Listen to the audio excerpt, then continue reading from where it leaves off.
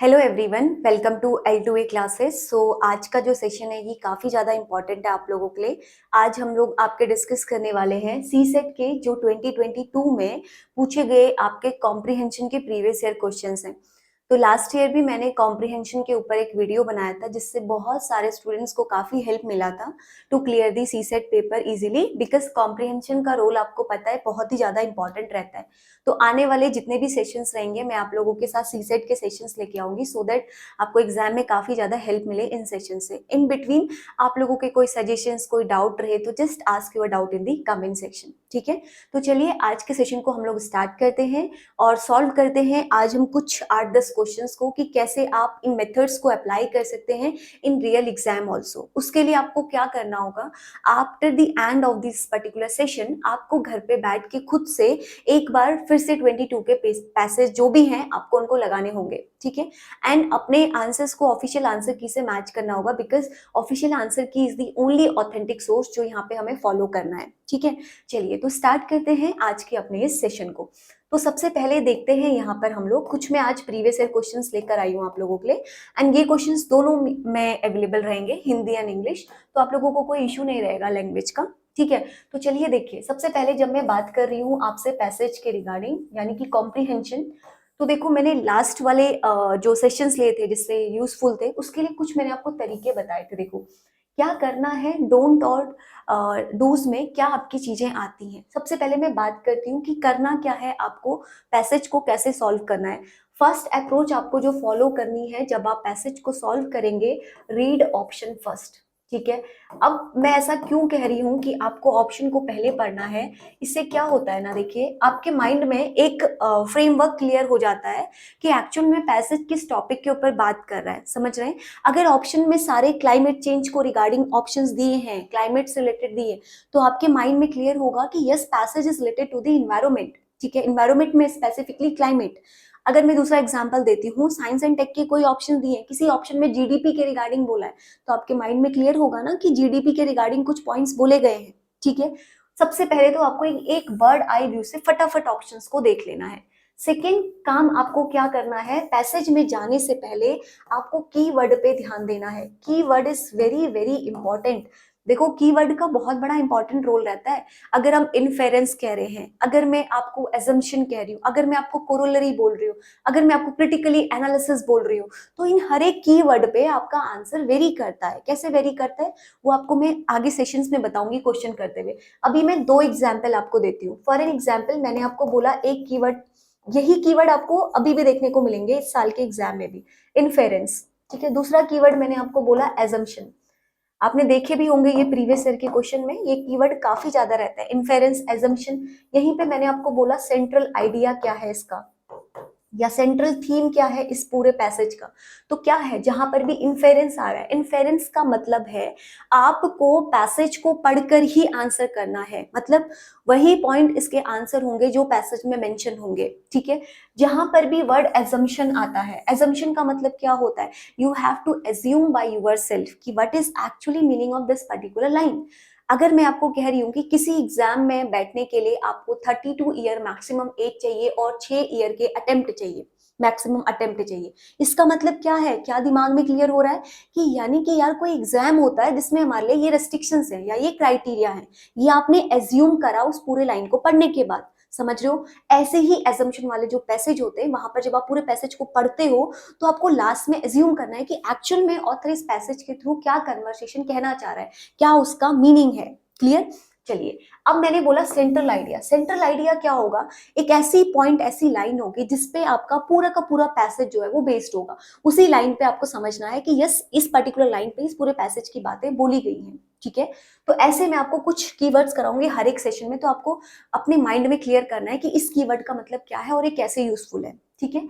उसके बाद कीवर्ड के बाद थर्ड इंपॉर्टेंट थिंग जो है वो है आपको अब पैसेज को देखना है। देखिए कोई भी चीज ब्लाइंडली गेस नहीं करनी है, कोई भी तुक्काबाजी नहीं करना है, पैसेज में एक बार जाना है और पैसेज में जाके क्या चेक करना है कि एक्चुअली में वो पैसेज में क्या क्या बातें बोली गई हैं, ठीक है, कौन कौन से पॉइंट्स के ऊपर फोकस किया गया है।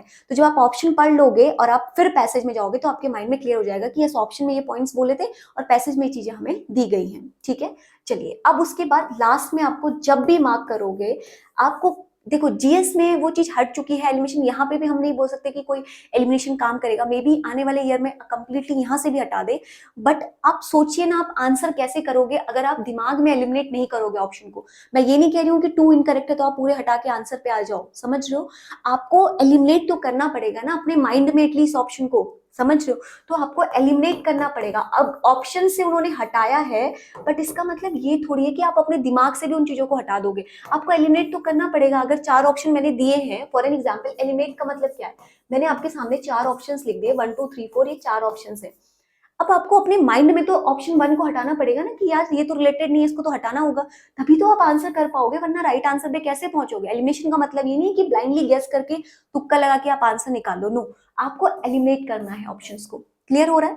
एंड लास्ट में जो है तब आपको कंक्लूजन पे आके अपने आंसर्स को मार्क करना है। और ये चीज ध्यान रखिए कि सी सेट को क्लियर कराने में पैसेजेस कॉम्प्रिहेंशन का बहुत बड़ा रोल है। Every year on an average 25 से 28 क्वेश्चंस हमारे पैसेजेस के रहते हैं। अगर आप इसको सॉल्व कर पाते हो, इसमें कमांड अच्छी ग्रैस्प कर लेते हो, तो आपको बहुत बड़ा एक प्लस मिलने वाला है as compare to the another aspirant से जो सिर्फ और सिर्फ आपके रीजनिंग और क्वांट में ध्यान देते हैं। ठीक है, बैलेंस प्रिपरेशन करनी है हमेशा, किसी भी चीज को नेग्लेक्ट नहीं करना है और किसी भी चीज को प्रायोरिटी नहीं देनी है कंप्लीटली, आपको हमेशा एक बैलेंस प्रिपरेशन करनी है। ठीक है, चलो अब आते हैं हम मेन पॉइंट पे। तो यहाँ पर आप लोगों को मैं पहले पैसेज दिखाऊंगी। पहले मेरा टारगेट ये है कि मैं पहले आपको ऑप्शन दिखाऊंगी, देन मैं आपको पैसेज पे लेके आऊंगी। हिंदी इंग्लिश दोनों में लिखा है, किसी भी एस्पेक्ट को कोई भी प्रॉब्लम यहाँ पे नहीं होने वाली है। ठीक है, तो ये आपका 2022 में पूछा गया पहला पैसेज का क्वेश्चन है। ठीक है, अब यहाँ पर सबसे पहले मैंने आपको बोला मैं आपको पैसेज पे ले जाऊंगी। सेकेंड थिंग जो मैंने आपको यहाँ पे सीक्वेंस बताई ना, सबसे पहले मैं पैसेज दिखाऊंगी, देन हम कीवर्ड पढ़ेंगे, फिर हम ऑप्शंस को पढ़ने के बाद कीवर्ड करने के बाद हम पैसेज में जाएंगे, फिर हम एलिमिनेट करके कंक्लूड करके आंसर करेंगे। ये प्रैक्टिस जब आप घर पे बैठ के करने लगोगे ना 5 साल के, तो ये बहुत जल्दी हो जाता है। ठीक है, चलो देखो सबसे पहले आते हैं उस पे, हम अपने ऑप्शंस पे आते हैं। देखो क्या बोल रहा है, under unsustainability in production pattern is due to the which of the following. देख लेते हैं हिंदी में भी, किसके किनके कारण उत्पादन स्वरूप में अधारणीयता है, मतलब क्या रीजंस हैं जिसकी वजह से आपका जो प्रोडक्शन पैटर्न है उसमें आपका अनसस्टेनेबिलिटी हमें देखने को मिल रही है। ऑप्शंस क्या क्या दिए हैं देखो, heavy dependence on fossil fuels. ठीक है, पहली बात कह रहा है कि हेवी डिपेंडेंस है आपके फॉसिल फ्यूल्स के। सेकेंड ऑप्शन कह रहा है कि लिमिटेड अवेलेबिलिटी है हमारे पास रिसोर्सेज की। एंड लास्ट कह रहा है कि एक्सपेंशन हो रहा है हमारा रिसाइकलिंग का। ठीक है, अब इसमें पढ़ने के बाद आप एक पॉइंट तो डेफिनेटली करेक्ट बोल सकते हो। यहाँ पे आइए, जीवाश्म ईंधनों पर भारी निर्भरता, संसाधनों की सीमित उपलब्धता, पुनर्चक्रण का प्रसार। देखो कि सबको पता है ना, लिमिटेड अवेलेबिलिटी है हमारे यहाँ पर रिसोर्सेज की, उसी में ही अनलिमिटेड फाइट्स हैं ह्यूमंस की ही आपस में, तो ये पॉइंट तो डेफिनेटली करेक्ट है। अब पैसेज में भी पढ़ लीजिए, लिखा होगा ये पॉइंट। ठीक है, कॉमन सेंस, आप वो एप्टीट्यूड डेवलप करिए अपने अंदर तभी, और कॉन्फिडेंट रहिए जो आप आंसर कर रहे हो, तभी पैसेज में आप बहुत अच्छी एक्यूरेसी ला सकते हो। तो लिमिटेड अवेलेबिलिटी ऑफ रिसोर्सेज तो पता है, यानी कि संसाधनों में सीमित उपलब्धता है, यानी कि सेकंड तो मेरा करेक्ट होना है। तो सेकंड करेक्ट होना है, तो मेरा एक ऑप्शन तो हट गया। यही मैं आपको कहना चाह रही थी, एलिमिनेशन का एक्चुअल मीनिंग में जो आपको समझा रही हूँ। तो नाउ आइदर 1 2 2 और 1 और 2 और 3। अब मुझे क्या करना होगा, पहला पॉइंट और थर्ड पॉइंट के लिए मुझे आप पैसेज पे जाना होगा, समझ रहे हो क्यों? क्योंकि यहाँ पर आपको ऑप्शन में क्या दे रखा है, select the correct answer using the code given below. मतलब यहाँ पर कोई उसने ऐसा कोई आपका कीवर्ड नहीं ऐड किया, उसने कहा है कि आप बताओ करेक्ट कोड कौन सा है इन 3 ऑप्शंस को पढ़ के। तो heavy dependent on fossil fuels तो वैसे है, बट हम एक बार पैसेज पढ़ेंगे, देन हम देखेंगे कि क्या ये बात बोली गई है कि नहीं बोली गई है। नाउ इसका पूरा आंसर आपको पैसेज में ही मिलेगा, आपको बियॉन्ड दी पैसेज नहीं जाना है। ऊपर यूपीएससी क्लियरली लिखता है कि आंसर आपको करना है पैसेज से ही। चलो देखते हैं, यहाँ पर देखिए, the main thread of maintaining the progress in human development come from the increasing evident unsustainability of production and consumption pattern, बताया। उसके बाद करंट प्रोडक्शन मॉडल जो है ये हेवी रिलाई है ऑन फॉसिल फ्यूल्स, देखो दे दिया है यहाँ पे, रिलाई कर रहा है हेवीली इन फॉसिल फ्यूल्स, यहाँ पे देखो बहुत अधिक निर्भर है हम जीवाश्म ईंधनों पर। भाई काम बन गया अपना तो, है ना। तो फर्स्ट भी मुझे पता चल गया करेक्ट है, तो फर्स्ट भी करेक्ट है, यानी कि फर्स्ट और सेकंड करेक्ट है। अब देखो मेरे पास 2 ऑप्शन बच गए। एग्जाम में आप यहाँ तक पहुंच गए ना, तो 50-50 पे भी अगर आप बहुत सारे क्वेश्चंस करते हो ना, तो प्रोबेबिलिटी वाले गेम पे खेलिए। एग्जाम में प्रोबेबिलिटी का लॉ बहुत अच्छा अप्लाई होता है, तो 1 और 2 होगा, या तो 1 और 2 और 3 होगा। अब मेरे को सेकंड तो चेक करना ही नहीं, लिमिटेड अवेलेबिलिटी, वो तो मुझे पता चल गया 1 के करेक्ट होते हैं कि 2 तो करेक्ट है। नाउ अब बचता है कि एक्सपेंशन ऑफ रिसाइकलिंग हो रहा है कि नहीं, इस पे आते हैं। चलिए आगे पढ़ते हैं पैसेज को। We know that this is unsustainable because the resources are finite. लिख दिया, resources क्या है, limited है। The close link between the economic growth and greenhouse gas emission need to be served for the human development to become the truly sustainable. Some developed countries have begun to evaluate the worst effect of expensing recycling and investing in the public transport and infrastructure, but most developing countries are hampered by the high cost and low availability of clean energy sources. Developed country need to support the developing country transition to the sustainable human development. यहाँ पर भी यही बोला है, समाधान विकसित देशों को चाहिए कि वो जितनी भी आपके विकासशील देश हैं उनके ऊपर काम करें। यह स्वरूप है, संसाधन सीमित है, वही सब पॉइंट यहाँ पर भी बोले गए हैं। अब मेरा थर्ड ऑप्शन क्या था, थर्ड ऑप्शन था एक्सपेंशन ऑफ रिसाइकलिंग। इसने यहाँ पर कहीं पे भी ऐसा बोला है कि हमें जरूरत है कि हमें एक्सपेंशन करना है रिसाइकलिंग का। रिसाइकलिंग वर्ड है कहीं पे, आप ये बताइए मुझे। यहाँ पर इन्होंने बोला है एक्सपेंड रिसाइकलिंग, बट क्या बोला है उसको समझिए। देखिए बहुत सारे बच्चे यहाँ पर इस पॉइंट को देखकर उसको भी करेक्ट कर देंगे, बट देखो क्या बोला है उसको, पॉइंट को समझो। सम डिपेंड डेवलप कंट्री, जो आपकी कुछ डेवलप कंट्री है, उन्होंने बिगिन किया है कि वो एग्रीवेट करेंगे, यानी कि खत्म करेंगे इसके वर्स्ट इफेक्ट को, एक्सपेंड करेंगे रिसाइकलिंग एंड इन्वेस्ट करेंगे किसमें, पब्लिक ट्रांसपोर्ट और इंफ्रास्ट्रक्चर में। अब इसने यहाँ पर क्या बोला था, एक्सपेंड इन रिसाइकलिंग। क्या ये अनसस्टेनेबिलिटी इन प्रोडक्शन का एक रीजन है? ये तो रीजन नहीं है, ये तो आपको बता रहा है कि हमें ऐसा करना चाहिए ताकि पब्लिक ट्रांसपोर्ट और इंफ्रास्ट्रक्चर में हम करेंगे तो जितनी हाई कॉस्ट और जो आपकी लो अवेलेबिलिटी क्लीन एनर्जी रिसोर्सेज हैं वो आपके काम आ जाएंगी। देखो यहाँ पे ये तो बोल रहा है, कुछ विकासशील देशों ने पुनर्चक्रण रिसाइकलिंग का प्रसार कर सार्वजनिक परिवहन तथा आधारिक संरचना में निवेश कर अति दुर्भावों को करना आसान कर दिया है। समझ रहे? तो इसलिए मेरा यहाँ पर ये रीजन नहीं बनेगा, ये तो प्लस पॉइंट में आएगा ना। उसने तो अनसस्टेनेबिलिटी यानी कि नेगेटिव इम्पैक्ट के बारे में बोला है, तो जब भी आपका नेगेटिव रहता है ना एग्जाम में, ध्यान देना बहुत, ये चीजें काफी, कोई कहेगा तुक्काबाजी है, बट काफी यूज रहता है। जब भी नेगेटिव पॉइंट बोला है ना अनसस्टेनेबिलिटी, तो नेगेटिव पॉइंट्स ही होंगे। आप देखिए कौन सा है, चीजें जो आपकी नेगेटिव है, हेवी डिपेंडेंट है फॉसिल फ्यूल्स पे, लिमिटेड अवेलेबिलिटी है, तो आंसर हो जाएगा मेरा यहाँ पे 1 ओनली। ठीक है, चलो विद इन दी प्रैक्टिस आपको ये बहुत ज्यादा हेल्प करेगा। देखो नेक्स्ट क्वेश्चन पढ़ते हैं। विच of the statement given above is correct, यानी कि यहाँ पर भी कोई कीवर्ड का ऐसा यूज नहीं किया गया है। ऑप्शंस क्या है देखो, develop country can support developing country transition to the sustainable human development by. कैसे करना है अभी हमने पढ़ा था पैसेज में, यहाँ पर देखो लास्ट लाइन में दिया था कैसे आपका जो डेवलप कंट्री है उसको किस तरह से डेवलपिंग कंट्री को वो करना चाहिए, इसने यहाँ पर हमें दे रखा है। चलो पढ़ते हैं फिर अब हम ऑप्शंस को। Making clean energy sources available at low cost, कह रहा है कि हम क्लीन एनर्जी सोर्सेज को लो कॉस्ट में अवेलेबल करें। ऐसी एग्जैक्ट लाइन यहाँ पर लिखी गई थी, आप देखेंगे अगर पैसेज को ध्यान से, जब भी यहाँ पर कोई एक्स्ट्रा कीवर्ड नहीं होता ना तो आपको पैसेज में डायरेक्ट आंसर मिल जाएगा। देखो यहाँ पर इसने लिखा था कंट्रीज क्लीन एनर्जी सोर्सेज, देखो लिखा है ना cost and low availability of clean energy sources, यानी कि कॉस्ट कम की बात उसने बोली है। तो making clean energy sources available in low cost, ये बात तो बोली है। तो फर्स्ट पॉइंट तो मेरा करेक्ट होना है, तो फर्स्ट पॉइंट करेक्ट होना है, तो एक ऑप्शन मेरा एलिमिनेट हो जाता है। अब पढ़ते हैं आगे। Providing loan for the improving their public transport and nominal interest rate.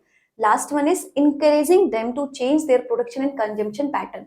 ये सेकंड पॉइंट भी उसने कहीं पे बोला था, एक बार आप देखिए, ये देखिए लिखा था ना, develop country need to support the developing country transition sustainable human development, और यहाँ पर बोला था ये देखिए हमें क्या करना चाहिए। देखो यहाँ पे साफ लाइन लिखी गई है, कुछ जो डेवलप कंट्री है उनको शुरू करना चाहिए कि वो इसके वर्स्ट इफेक्ट को हटाएं और एक्सपेंड करें रिसाइकलिंग को और इन्वेस्ट करें किसमें, पब्लिक ट्रांसपोर्ट एंड इंफ्रास्ट्रक्चर में। तो एज इट इज लाइन यहाँ पर मेंशन है, yes second one is also correct. ठीक है, कैसे करेंगे, लोन प्रोवाइड करेंगे, तो कॉमन सेंस, तो आपका फर्स्ट और सेकंड तो करेक्ट है, तो फर्स्ट हटा दो। अब थर्ड करेक्ट है कि नहीं, थर्ड लाइन नहीं बोली है कि उनको आपको एनकरेज करना है कि वो प्रोडक्शन और कंजम्पशन पैटर्न पे जाएं। देखो कहाँ बोला है, कहीं ऐसा बोला है कि उनको ये करना चाहिए, उन्होंने तो बस बताया है कि इसका अल्टरनेटिव ऑप्शन ये हो सकता है। तो मेरा थर्ड ऑप्शन इनकरेक्ट हो जाएगा, तो आंसर क्या करेक्ट हो जाएगा, बी 1 एंड 2 ओनली। क्लियर? चलिए अब देखते हैं नेक्स्ट। नेक्स्ट अगेन हम पहले चलेंगे ऑप्शंस पे, ठीक है। देखो क्या बोला है, select the correct answer using the code given below. आपको इसमें करेक्ट आंसर बताना है कौन सा करेक्ट है, ठीक है। देखो ऑप्शन क्वेश्चन क्या बोला है, अकॉर्डिंग टू दी पैसेज, यानी कि पैसेज के बियॉन्ड नहीं जाना है। Given above deforestation and denudation will ultimately lead to the which of the following, कि क्या होगा, इसका इफेक्ट क्या होगा, ये इसने पूछा है। अगर आप कॉमन सेंस अप्लाई करें और पैसेज में जाके देखें भी ना, तो आपको ये पॉइंट जरूर मिलेगा। डिप्लीटेशन होती है हमेशा सॉइल रिसोर्सेज का, है। आपने पढ़ा डिग्रेडेशन, डिफॉरेस्टेशन जब भी करते हैं हमारी टॉप मोस्ट लेयर, सॉइल की जो लेयर है उसका डिग्रेडेशन होता है, तो यानी कि डिप्लीटेशन तो होगा ही सॉइल रिसोर्सेज का, है ना। तो अब पहला तो मेरा करेक्ट होना है, तो पहला करेक्ट होना है, तो मेरा बी ऑप्शन हट जाएगा। Now either one will be correct, third will be correct और डी विल बी करेक्ट, ठीक है।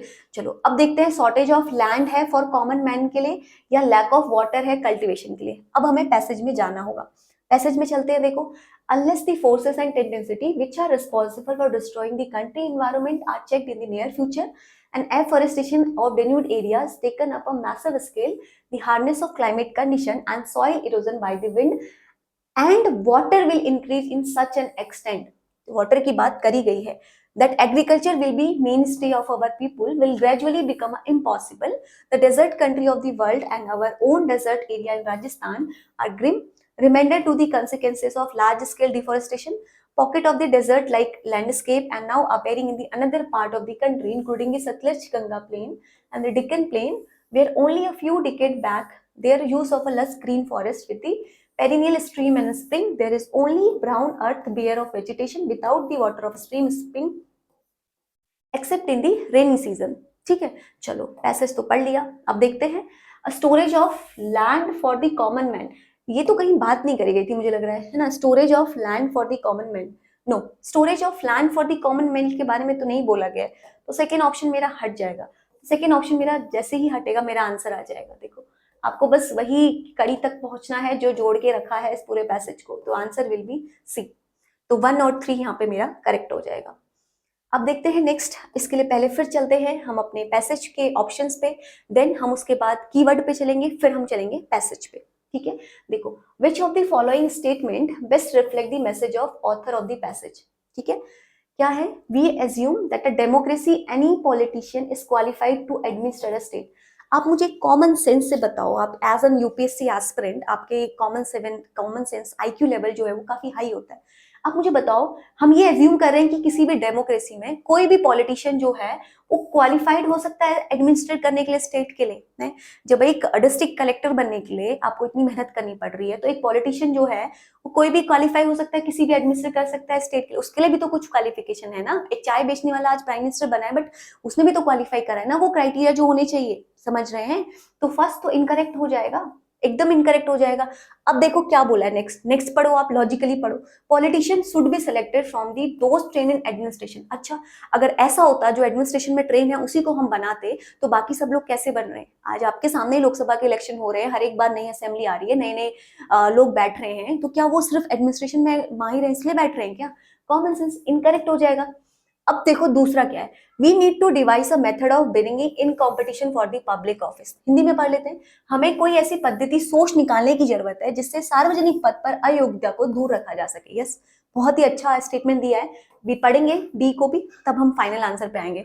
As a voter select their administrator, the eligibility of politician to administer a state can not be question. कैसे question नहीं कर सकता state? आप बताओ, state में आप एडमिनिस्टर करने जा रहे हो और स्टेट क्वेश्चन नहीं करेगा, आप किसी भी लीडर को लाके बिठा दोगे तो? As an UPSC aspirant develop करिए अपना आईक्यू लेवल, तो answer will be C. Passage पढ़ के भी देख लीजिए। देखो, in simple matter so making we think only a specially train person will serve our purpose. ऐसा होता है क्या सिर्फ ट्रेन पर्सन ही करे? But in politics we presume that everyone who know how to get vote know how to administer state. Modi जी क्या कहते हैं? Modi ji know how to get the vote and how to administer in the country, not only in particular state, ठीक है। When we all are ill, we call for the trained physician। जब हम बीमार होते हैं हम एक ट्रेन फिजिशियन के पास जाते हैं, जिसकी डिग्री जो है वो गारंटेड करता है कि वो स्पेशल टेक्निकल है उस पर्टिकुलर फील्ड में। हम किसी के और के पास तो नहीं जाते, हम कारपेंटर के पास तो नहीं जा रहे, हम बीमार हैं तो हम उसी के पास जाते हैं जिसको पता है ये चीज।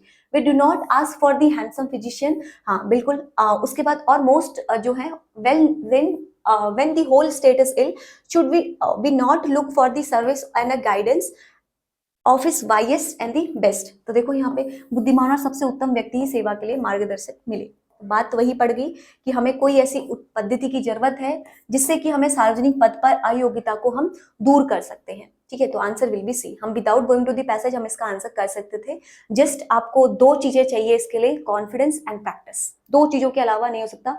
Confidence, triple C is the combination to solve the passages. Triple C में क्या है आपका, एक है कॉमन सेंस, एक है कॉन्फिडेंस, एक है आपका सी के साथ प्रैक्टिस, सीसीपी।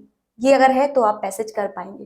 देखो ये वाला क्वेश्चन क्या है, why is the methodology adopted in India to count the poor debatable. ठीक है, कह रहा है भारत में अपनाई गई गरीबी की गणना को क्रिया पद्धति विवादास्पद क्यों है, मतलब क्यों है ये जो हमारे यहाँ पर पुअर को डिफाइन करने के लिए जो कैटेगरी यूज करी गई है, क्या रीजन है इसका, ये पूछा गया इस क्वेश्चन में। पढ़ते हैं, देखते हैं क्या होगा answer. There is some confusion regarding what should constitute the poverty line. पहली बात बोल रहा है कि कुछ कंफ्यूजन है जिसकी वजह से हम ये प्रॉब्लम आ रही है। सेकंड कह रहा है there wide diversity in the condition of rural and urban poor. ठीक है, कि रूरल और अर्बन में कुछ प्रॉब्लम है, ये कहना चाह रहा है। There is no uniform global standard for measuring the income poverty. कोई भी यूनिफॉर्म मेजर नहीं है वो करने के लिए। एंड नेक्स्ट कह रहा है it is based on the proportion of poverty as measure income और बाइंग कैपेसिटी। ये आपका बेस्ड है, कह रहा है पॉवर्टी जो है मर्जर इनकम और बाइंग कैपेसिटी के ऊपर। ठीक है, चलो पढ़ते हैं पैसेज को, फिर आएंगे हम इस पे। देखो, the poverty line is a quite unsatisfactory when it's come to the grasping the extent of poverty in India. It is not only because of the extremely narrow definition who is poor and the debatable methodology used to count the poor, but also because of more fundamental assumptions underlying it. It exclusively rely on the notion of poverty in as insufficient income. देखो लिख दिया क्या reason है, insufficient income and insufficient purchasing power. One can better recognize it by calling it the income poverty. Income poverty ultimately about the deprivation affecting the human well-being. The income poverty only one aspect of it. Poverty of a life in our view lie not merely in the improvised state in which the person actually live, but also the lack of real opportunity given by the social constant as well as the personal circumstances to choose other type of living. Even the relevance of low income merger positions and the other aspect of what are sternly seen our as an economic poverty relate ultimately to their role in the curtailing capabilities. That is, their role is severely restricted to choose the people had to lead variable and valuable life. ठीक है, चलो देखो अब आ जाते हैं, इसके बारे में थोड़ी उलझन है कि कौन सी चीजें गरीबी रेखा को बताती हैं। बताया है उसने कौन सी चीजें, तो ये रीजन नहीं है। Wide diversity of conditions, rural और अर्बन के कंपैरिजन की बात नहीं करी गई है पैसेज में, तो एलिमिनेट कर देते हैं। No uniform global standard poverty को मेजर करने के लिए ऐसे हैं, बट एक्चुअल में उसने बताया है इनकम के ऊपर। देखो फर्स्ट पैरा में ही उसने फर्स्ट लाइन में ही बता दिया था, ये देखिए मेथोडोलॉजी बिकॉज ऑफ, ये देखिए यहीं पे ही उसने बता दिया था आपको फर्स्ट पैरा में, extremely definition of poor because of insufficient income and the purchasing power. देखो इनकम और दी परचेजिंग पावर, तो यही तो उसने लास्ट लाइन में बोला है, based on the proportion of poverty as a measure of income and buying capacity. ठीक है, वही तो होता है आपका। चलिए अब देखते हैं नेक्स्ट। देखो why is income poverty only one measure of counting the poor. क्यों हम इनकम के बेसिस पर ही हम काउंट करते हैं कि वो पुअर है, ये इसने यहाँ पर बोला है। पहला है it talks of only one kind of deprivation ignoring other. Next is other deprivation in human life have nothing to do with the lack of purchasing power. Income poverty is not a permanent condition, it changes from time to time. Last is income poverty restrict the human choices only at a point of time. तो यहाँ पर इसने कहा है कि गरीब की गणना एकमात्र मापन क्यों है, मतलब आय के बेसिस पर ही आप क्यों एकमात्र ये कंडीशंस बता रहे हो कि ये कंडीशंस है। देखो यहाँ पे अन्य सभी की उपेक्षा केवल एक प्रकार का वंचन की बात करती है, तो इसका आंसर है आपका ए है, talk only one kind of deprivation ignoring all other. ठीक है, तो अदर डेप्रिवेशन जो है ह्यूमन लाइफ का, इसमें लैक ऑफ परचेजिंग पावर, ये ठीक है, ये पॉइंट गलत है। इनकम पॉवर्टी एक परमानेंट नहीं है, चेंज हो जाती है टाइम टू टाइम, ये भी ठीक है। बट इसमें सारे ही ऑप्शंस आपके एकदम करेक्ट हैं, बट आपको एकदम लॉजिकली करेक्ट आंसर पे जाना होगा, तो आंसर विल बी वन। ये टॉक करता है एक काइंड ऑफ डेप्रिवेशन की और बाकी सबको हम यहाँ पे इग्नोर करते हैं। एंड लास्ट देखते हैं 14 question, what does the author mean by the poverty of a life. Author का क्या मतलब था पॉवर्टी ऑफ लाइफ से, जो उसने आपको पैसेज में दिया था। क्या दिखा है, देखो all deprivations in the human life which can not only from the lack of income but from the lack of opportunities. Yes correct है। Improvise rate of state of poor people in rural and urban areas, rural and urban areas के बारे में नहीं बोला था। Missed opportunities, diverse personal circumstances, no. material as well as non-material deprivation in a human life which restrict human choices permanently, no। Permanently नहीं कर सकती choose because it depend on the situation. तो एक ही ऑप्शन मेरे पास बचता है, that is a. A will be the correct answer. तो यहाँ पर मैंने आप लोगों के साथ 8-10 क्वेश्चन सॉल्व करे। तो आई रिक्वेस्ट यू ऑल कि आप एक बार खुद से इसको करिए 23 का, और कोई डाउट रहता है तो आप मेरे से पूछिए। नेक्स्ट सेशन में मैं और आपके साथ एक क्वेश्चन लेकर आऊंगी, फिर मैं 23 का भी आप लोगों के साथ डिस्कस करूंगी। तो मिलते हैं नेक्स्ट सेशन में, तब तक के लिए thank you so much for joining us. Thank you.